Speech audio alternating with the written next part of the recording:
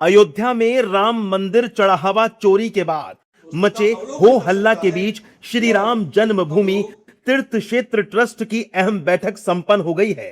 करीब 3 घंटे चली इस बैठक में कई अहम फैसले लिए गए। चंपत राय के इस्तीफे के बाद retired Indian forest service officer Krishna Mohan को कार्यवाहक महासचिव बनाया गया है। आज ट्रस्ट ने कई वायरल दावों की पोल भी खोली। जिन चीजों को लेकर सोशल मीडिया पर दावा था कि चोरों ने चुरा ली, लेकिन ट्रस्ट ने देश के सामने रखकर झूठ का पर्दाफाश कर दिया। अब आपको ग्राफिक्स के जरिए दिखाते हैं कि बैठक के बाद राम मंदिर ट्रस्ट के कोषाध्यक्ष गोविंद देव गिरी ने क्या कुछ कहा। गोविंद देव गिरी ने कहा कि हम राम मंदिर में हुई चढ़ावा चोरी से आहत हैं। चंपत राय और अनिल मिश्रा का इस्तीफा मंजूर हो गया है, क्योंकि ट्रस्ट के संविधान में है कि त्यागपत्र देते ही इसे स्वीकार माना जाता है।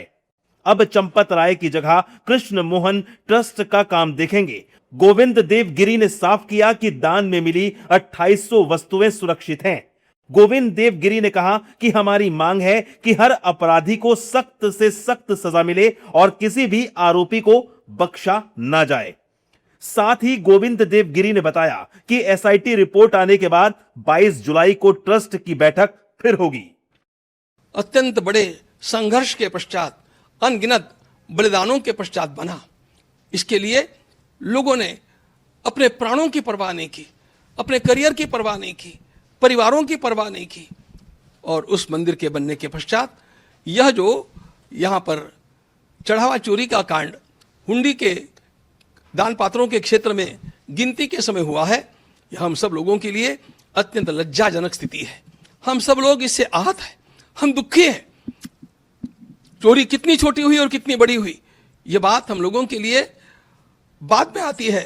पहले इस प्रकार का वातावरण यहाँ पर हुआ, इसी से हम आहत हैं। इस न्यास के बने हुए कॉन्स्टिट्यूशन संविधान के अनुसार त्यागपत्र देते ही वह स्वीकृत माना जाता है, और इसलिए हम लोगों के पास अन्य कोई चारा ही नहीं था। अंतरिम महामंत्री के रूप में मेरे साथ विराजमान श्रीमान कृष्ण मोहन जी को सौंपा गया है। वे अपने साथ कुछ साथियों को स्वयं चुन करके और उनके साथ मिलकर के इस काम का निष्पादन करेंगे। हम लोगों का भी आग्रह है कि इस प्रकार के जो अपराधी हैं उनको पकड़ा जाए, और भी कोई छिपे अपराधी होंगे उनको खोजा जाए, और उनको अपराध का दंड जैसा मिलना चाहिए वैसा मिलना ही चाहिए, इसके हम आग्रही हैं। 2800 वस्तुओं का रजिस्टर हम लोगों के पास उपलब्ध है और वे सारी वस्तुएं सुरक्षित हैं। फिर 22 तारीख को हम मिल रहे हैं, उस तक हम लोगों का और भी एक महत्वपूर्ण पड़ाव पूरा हुआ होगा।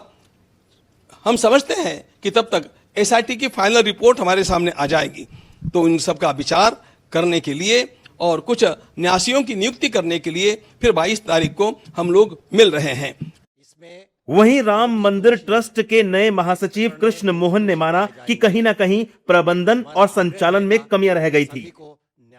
इसमें जो भी दोषी हैं, इस प्रकरण में जो भी दोषी पाए जाएंगे, हमारा आग्रह रहेगा उन सभी को न्यायोचित ढंग से जो भी उनको सजा मिलनी है मिले। इसके लिए हम बहुत आग्रही रहेंगे। राम मंदिर ट्रस्ट का 2 टूक कहना है कि एसआईटी छिपे हुए अपराधियों को भी पकड़े और कड़ी से कड़ी सजा दिलवाए। अब देखना होगा कि एसआईटी की जांच में आगे क्या खुलासे होते हैं और कृष्ण मोहन दोबारा ट्रस्ट पाने में कितने कामयाब होते हैं।